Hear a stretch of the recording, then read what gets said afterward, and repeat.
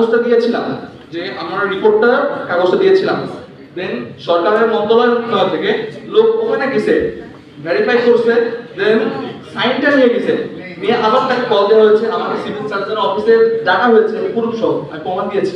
এখন মায়ের কাছে বলছি, ভাইরা বলছিল যে কিভাবে নেওয়া হচ্ছে, যদি এই প্রক্রিয়ায় নেওয়া হয় যে স্বচ্ছতা দেখা যাবে, তাহলে মনে হয় এখানে হয়তোবা যে চেক করছে, যে যখন আমার বেলায় যেহেতু চেক হয়েছে, বাকি সবার বেলাও চেক হওয়ার কথা, তাই তো ভাই?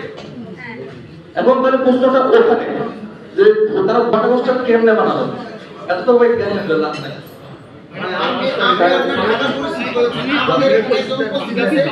তার নাকি সে আরেকজনের নাম দিয়ে হসপিটালে ভর্তি হয়েছে, এগুলো সবকিছু করে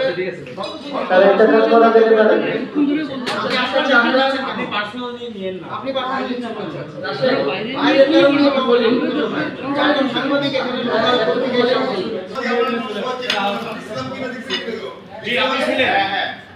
আমি আমাকে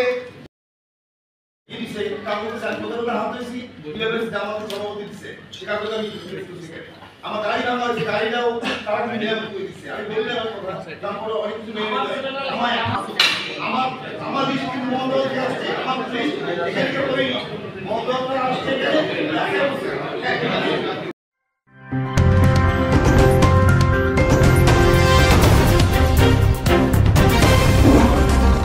Voice of Tiger.